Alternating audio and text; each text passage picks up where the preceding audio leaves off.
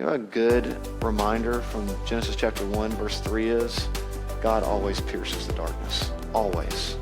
And the darkness doesn't last. And the high priest, the great high priest who is Jesus Christ, he puts his hands on your life and you take your hands off and you say, my life is surrendered for your purposes. I want to welcome everybody back to another episode of the Downline podcast. My name is Jamie Trussell. The privilege of serving with Downline Ministries and as a lead pastor out in Dripping Springs, Texas at Redeemer Dripping Springs. Episode 1 of season 2 starts today. And Trevin, I think, we talked earlier, I think this is the new tradition. When we start a new podcast season, we have you on as a guest. So welcome back. I'm always glad to be here. Thanks for having me back on. I know a lot of our people have heard from you, but give them the quick, just kind of where you are, what you're doing, and what you're working on these days.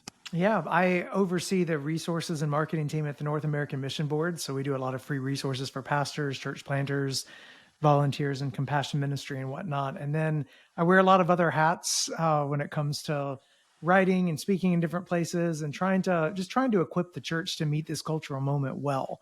I'm a fellow for the Keller Center for Cultural Apologetics and just have a real heart to see the church grow and discipleship, which is, one of the things I think that we share, that one of the things I know I share with Downline. No, absolutely. And before I get to Thomas, hey, it didn't even occur to me, mention that just maybe a little more detail, because I saw there's a cohort on cultural apologetics, either already going or coming up soon. Maybe it's a recurring cycle at the Keller Center, but for those looking to equip others and better learn how to engage our current culture for Jesus and the gospel, give them a quick, 60 seconds on what that actually is.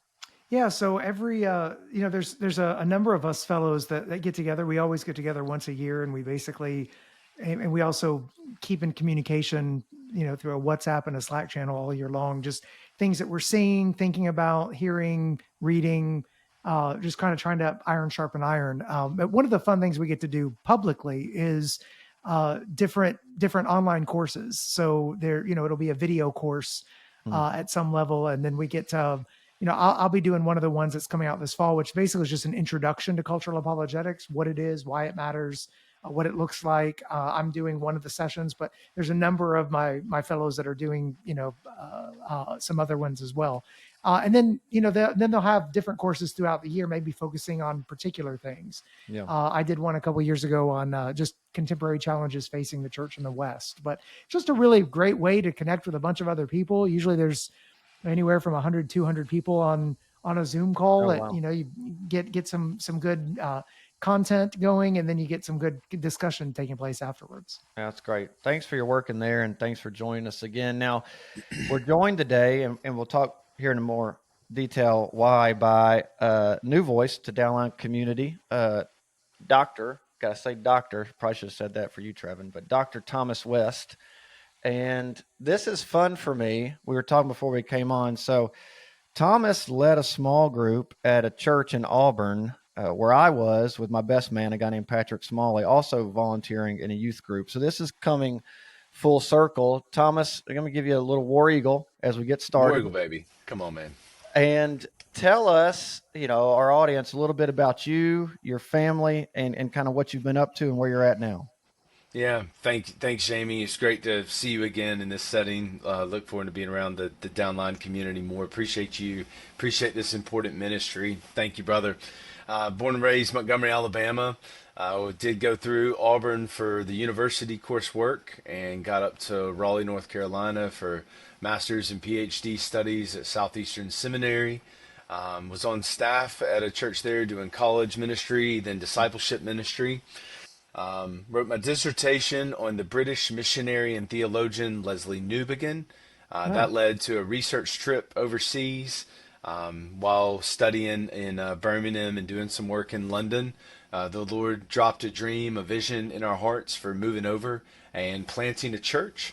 So my wife Elizabeth and I moved over in June of 2019 to plant a church called Redeemer Queens Park.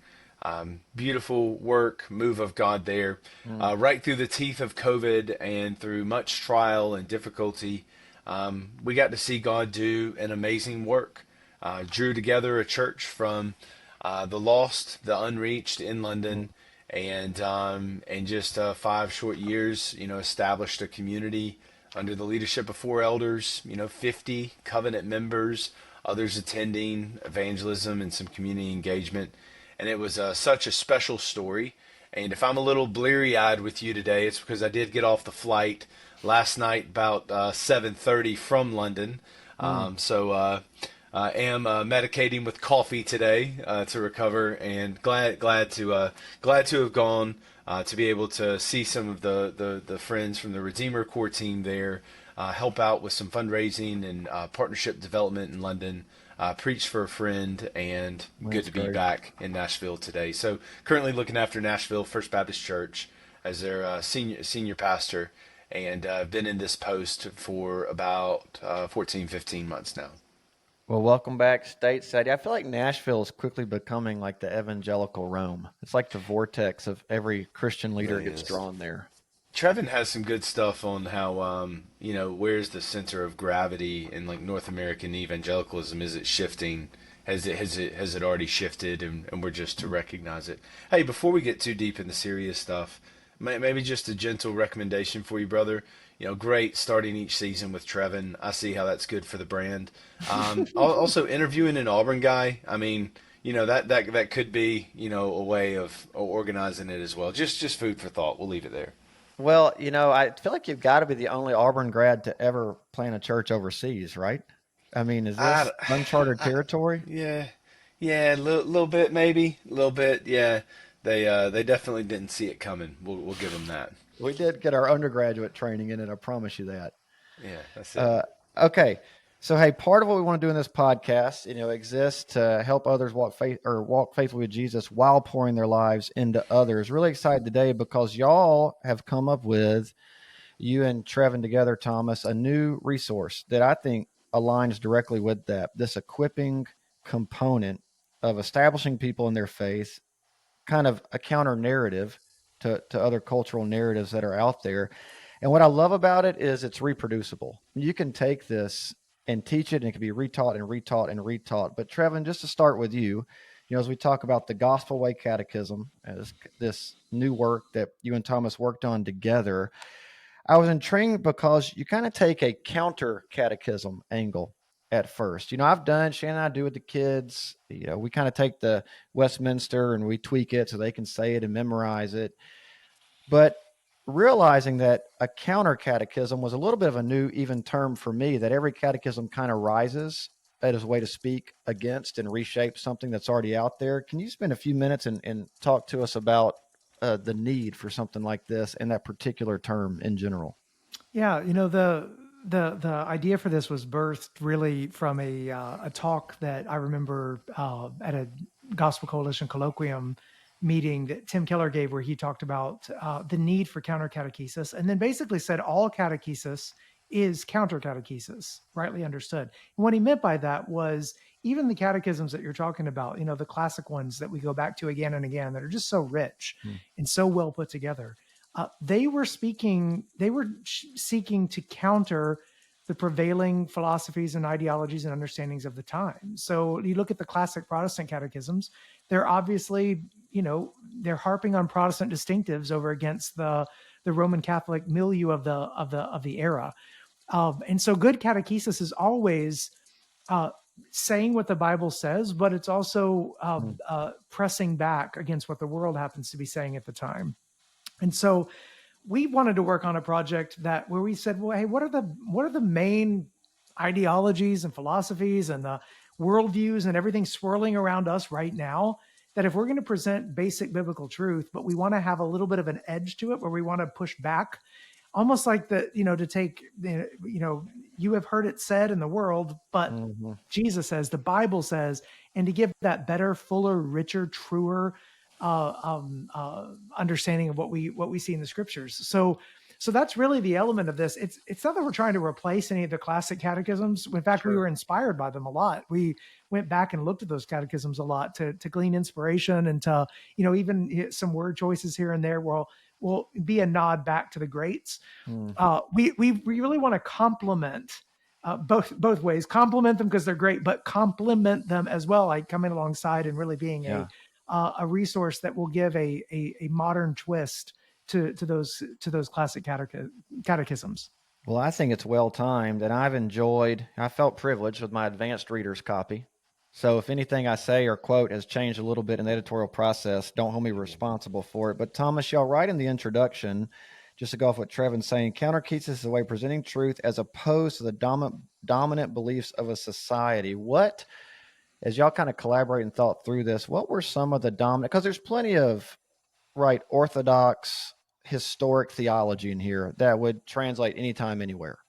Yeah. But are there particular, as you phrase, dominant beliefs of a society that y'all wanted to specifically target as y'all thought through this work? Yeah, good question. And this is something the Downline community understands very well. It's not a matter of if formation is taking place. Formation is always taking place.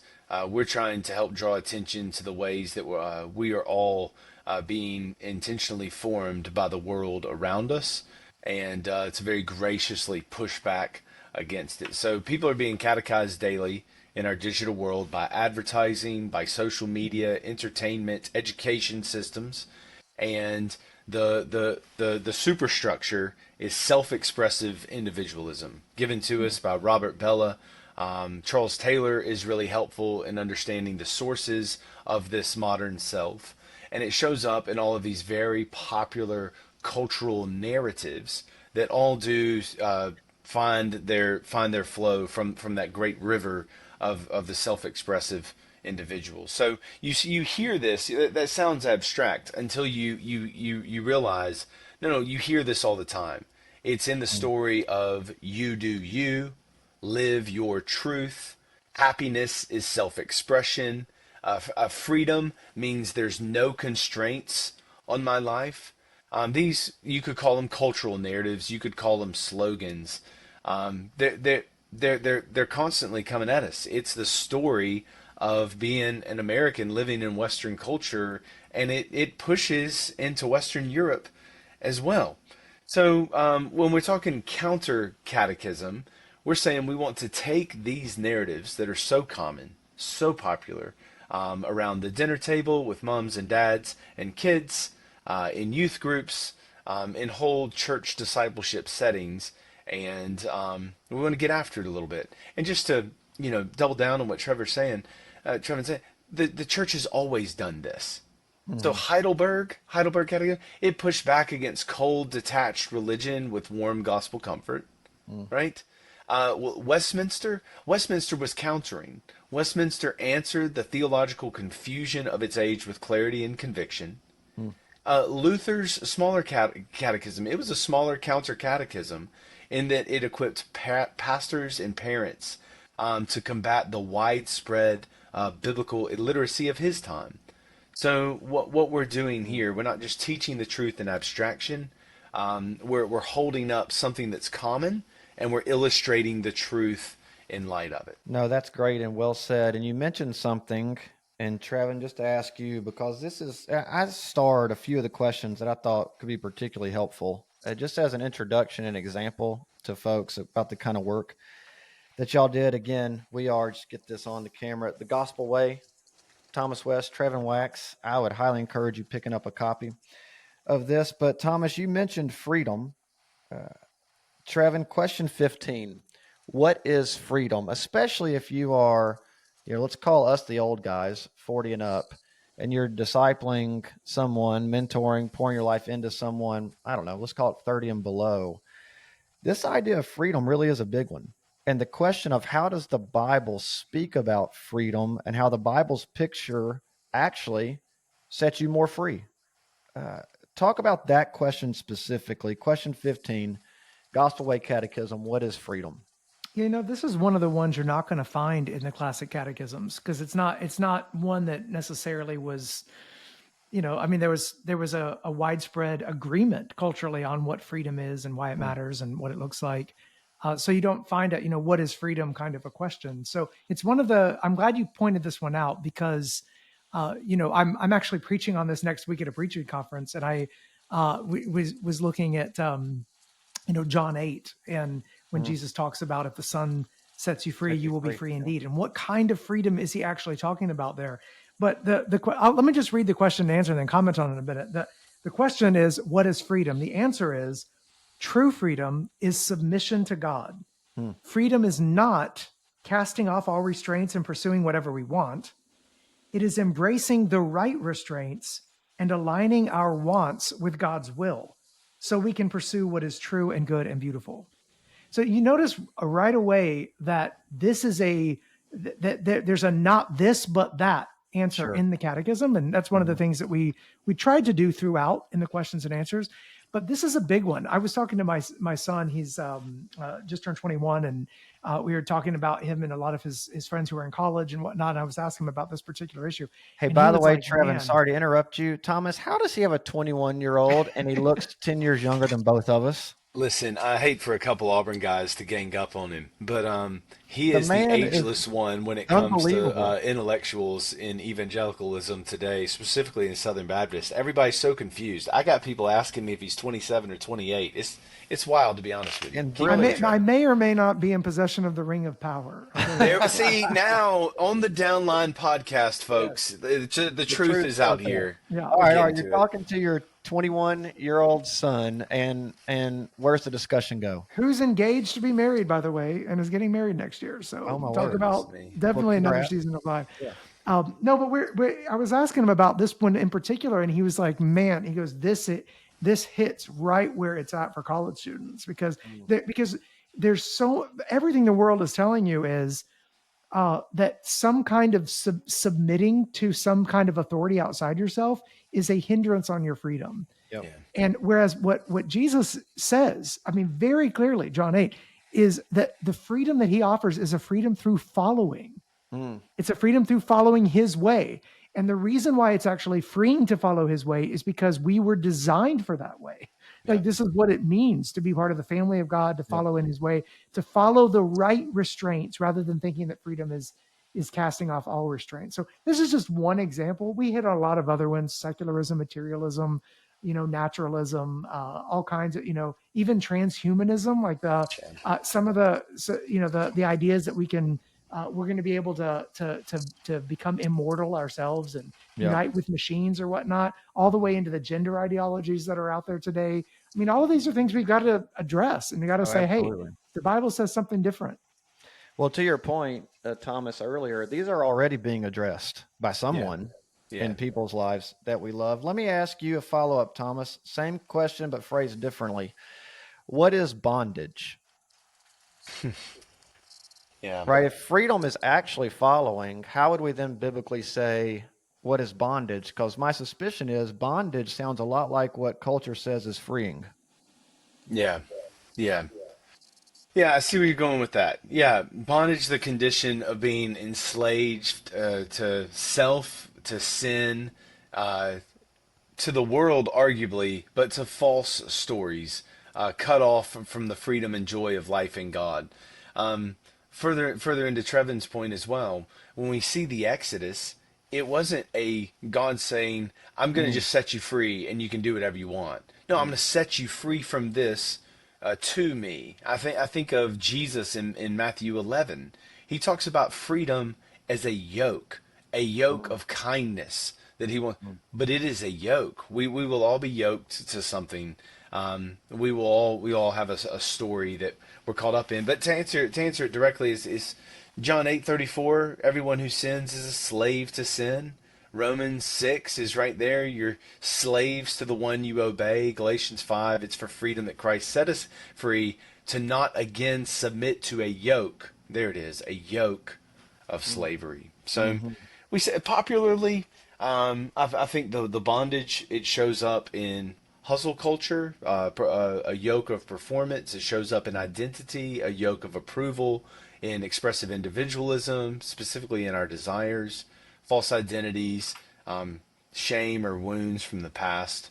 But there's a better way. It doesn't have to be enslaved to sin, self, and the story of the world. There's a better way. Well, no, that's well said. And it's interesting, just as a side note, how the movements of expressive individualism all generally end up looking like each other along the way. at some Yeah. level. Yeah. Hey, so pastorally, right? Trevin, you mentioned preaching coming up, and Thomas, you're at First Baptist there and out here in the Austin area at Redeemer. And this is not to comment, so just quick disclaimer: this is not a commentary on Comer's work on Sabbath or rest or what is or is not in there, or churches and elders can deal with that on their own and how they see fit and what blesses their church. But you do address rest in this, and I think because of his work on Sabbath and rest, that has become a pretty popular topic in churches, in discipleship. I think the younger generation, even I've noticed, talks a lot about rest and needing to rest and taking a Sabbath and these things. What angle do y'all take on this question in the Gospel Way Catechism on what is rest? What is helpful as we think through that idea biblically? Well, these are actually paired. So the reason we have a what is rest question is because we have to have because we felt the need also to have a what is work question. And when you're looking, in fact, the section that the freedom one comes in, as well as work and rest, is in a section where we really hone in on that notion of identity and purpose. Right. Why has God created us? What did he create us for? What is it? And that really, some of the countercultural elements of a lot of those come up in the questions that we ask in that section of the catechism, because I feel like we're in a moment culturally where as Christians, we've got to go back to creation, like to the created order, to the biggest challenges to the Christian faith right now are anthropological. They deal with humanity. What does it mean for us to be human? And you can't really have a conversation about humanity without touching on this issue of work and rest, because right there in Genesis 1 and 2, you already have both, right? You have that they're meant to cultivate and subdue the earth. And God puts them in the garden, and the Adam and Eve, and blesses but then calls them to work, and then you have God resting, of course, all the way at the beginning. So the way we answer the question, though, what is rest, is we say, rest is when we cease from striving. Our hearts are restless until they rest in God, our Savior and Sustainer, which some listeners of Downline are going to recognize that is a nod to Augustine's Confessions. The opening of Augustine's Confessions has that great line, our hearts are restless until they find their rest in you. But then we say, living his way renews us physically and spiritually and provides a foretaste of eternal peace. That's what we mean by Sabbath and rest, and like actually leaning into this rhythm of work and rest, that if you live this way, not only are you going to benefit physically, spiritually, or emotionally, the way that our world will say, you're also providing a foretaste of what eternal peace looks like. It's a picture to the world. In part, one of the things we talk about in the commentary is that we are not God. And so when you rest, it's one of the ways that you're saying to yourself, you're reminding yourself that you're not God, that the world will go on without you being frantic and energetic in all of the work that you're constantly think that you need to be doing in order to keep everything running. Rest is a way of reminding yourself that we don't fill the role of God, that we are embodied creatures who need these rhythms that God has designed as woven into the created order. So and a follow-up to that, is rest equated with complete inactivity? Is it a ceasing from caring about the results and what they mean for my identity, but I'm still putting my hand to the plow? Like, how do I know as a Christ follower, am I resting or not? Is this vacation? Is this a sabbatical? Is this, like, if we were to drill down pragmatically, how are we helping people live in a rhythm of work and rest? That's a great question. Thomas, I'm curious how you'd respond to that as a pastor who's actively right now shepherding people through questions like that. No, very kind. I think recreation is meant to find its source in the idea of recreation. It's engaging in recreation. So I commonly, this was true doing college ministry. This is true in the hustle culture of London. It's true in the American South. We got a little bit of everything around you. Again, you're encouraging people to take specific time to engage in recreation. That's gonna have like, whatever comfort or festive food or drink is in there for you. It could involve a nice sturdy nap, but recreation, it's hopefully some getting outside and going for a walk, taking up your sport, your hobby, your pastime. I'm doing things to re-energize. I'm finding my recreation is my recreation as I'm finding rest. So I would say that we have some different dimensions for how we can engage in that. We can engage in it physically. We can engage in it communally. We can engage in it spiritually. So yes, we need to find specific times to order our physical lives, but I think in all of it, we are trying to enjoy God in it and to enjoy it in God. So that gratitude for all of the things that the Lord does give. James 1, he's the good giver. So he gives that great cup of coffee and that favorite Saturday donut. We're in here, we're doing it, and then somehow we're going to take that, and then we're going to the gym after that. But whatever it is, we're encouraging people to rest. Yeah, I mean, then the nap kicks in, and then it's lunch. But recreation, recreation is part of remembering. I am not God. I'm going to step back from this. Ecclesiastes 11. I am going to enjoy some of these good things that he's made because I'm going to give an account for even that. Did I enjoy God in it or not? So, and this can go to either one of you. You mentioned Ecclesiastes in chapter 11. So I think in the last 3 years, probably a top 3 book that's impacted my life is David Gibson's Living Life Backward on Ecclesiastes, which, by the way, trying to get him on. So if y'all know him, connect me because I think it'd be unbelievable. But in that book, there's an entire section that talks about enjoyment and receiving life as a gift rather than trying to gain a bunch of things from it. Yeah. And I don't know about either one of you. I mean, Thomas, you grew up in Montgomery. I grew up in Auburn. So those are fairly similar dynamics. Trevin, I know you spent time in Romania and other places, but I was talking to a guy the other day. I almost still need someone to come in and give me permission to just enjoy something without it having to be spiritually sanitized so that it can mean some big, grandiose thing. And I don't even know if my phrasing of that makes sense at all, but almost a missing component of discipleship or the Christian life is enjoying a gift simply because it's a gift without attaching or having to attach anything else to it. I just wonder as I think out loud on that, does that resonate or would y'all affirm that? Or would you say, Jamie, kind of you're an idiot on that one? I think I resonates with me, man. I think there's a newer book on Ecclesiastes actually that just came out from Bobby Jameson, in which he talks about God flinging more gifts at us than we can even receive every day through creation, through the world, there's everything around us. And that, and I thought one of the interesting things that he pulled out in that book was that we're commanded to enjoy life. Like that's something you don't think about that very often, but it's a command. And so we've got to look for ways to actively cultivate a joy in the life that we've been given by the Lord. Yeah.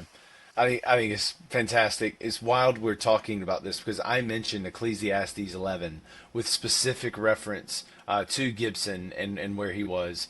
I remember the spot I was sat in London when I was preparing to preach Ecclesiastes 11, and that section of Gibson, it went off.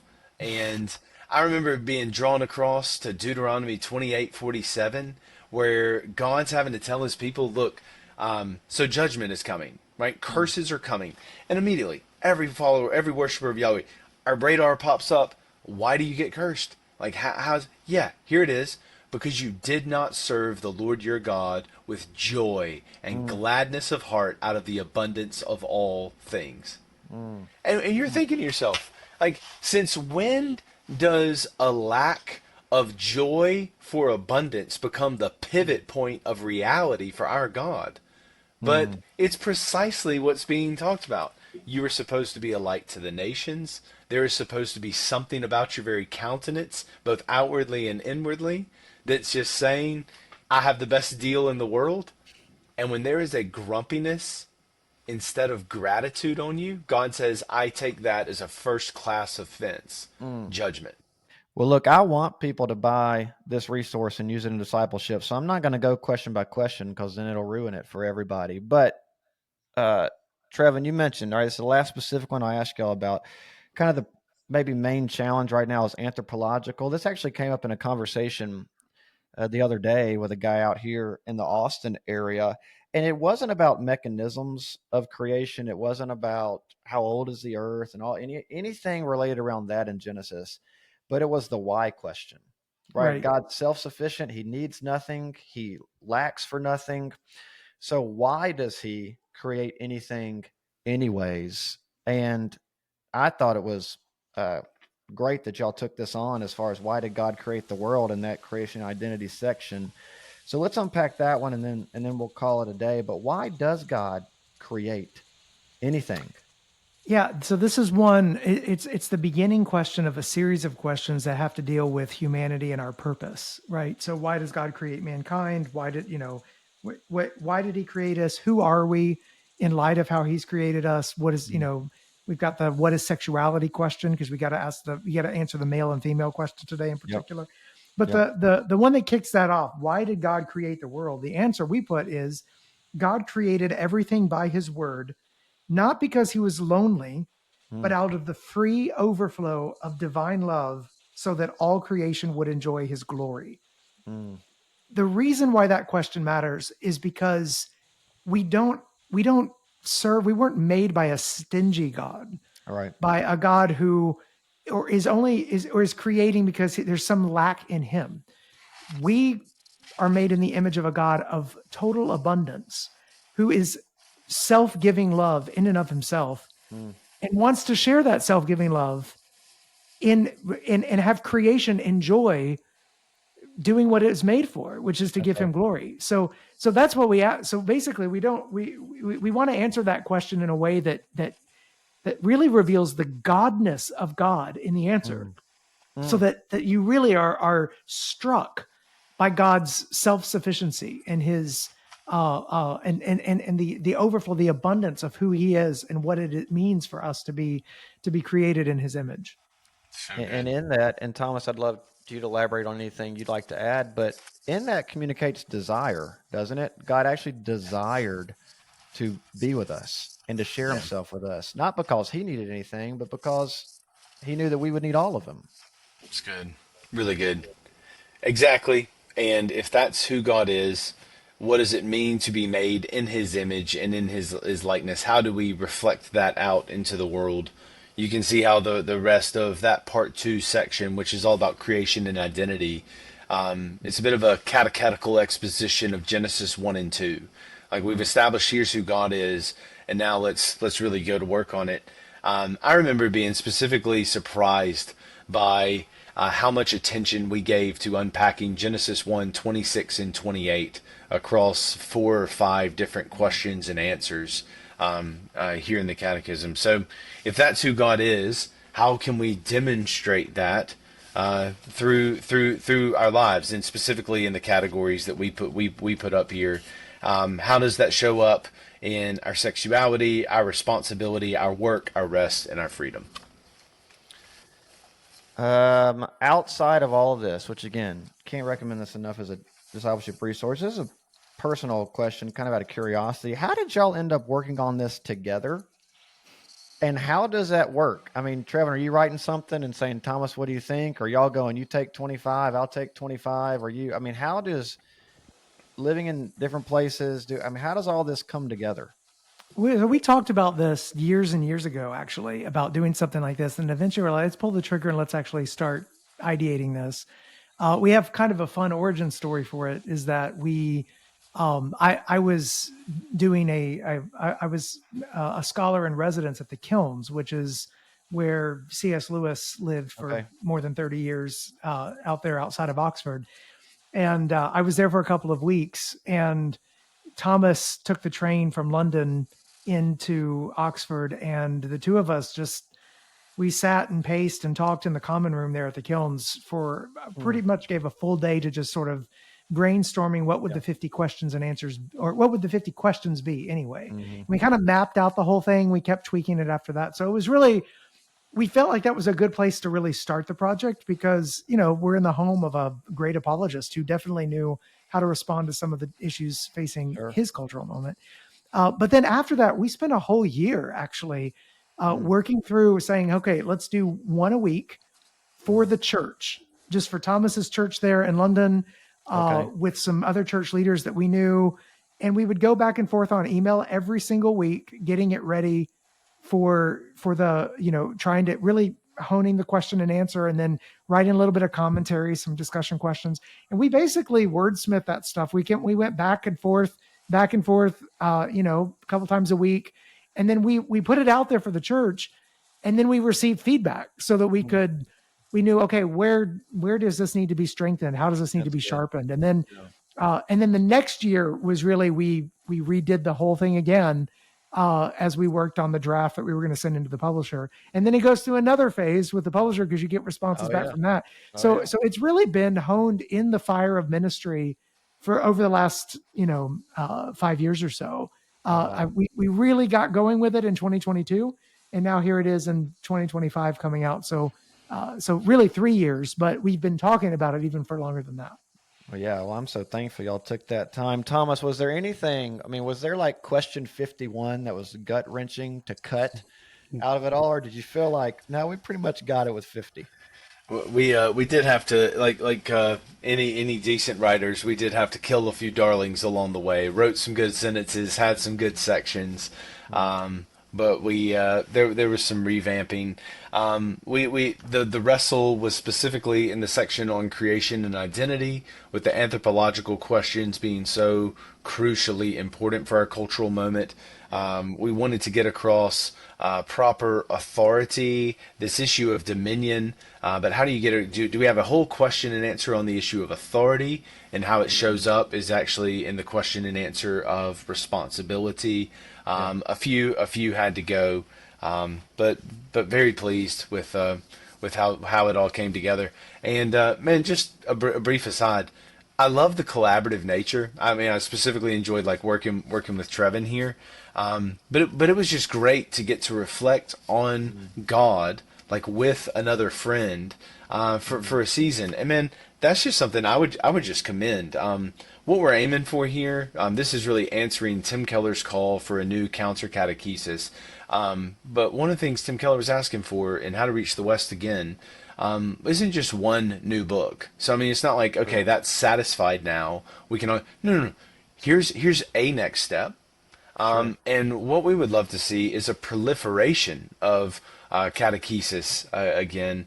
I think it'd be very interesting for what does it look like for a few pastors on the team, or maybe a few people in this city and that city start coming together to say, hey, what is the cultural story of San Francisco? Okay, now how do we directly present the gospel in light of that? How do we counter-catechize San Francisco and Austin and Dallas and Portland and on and on and on? The collaborative nature was very, very sweet. As Trevin's first exposure to Keller's idea was from the mouth of Tim himself in a symposium.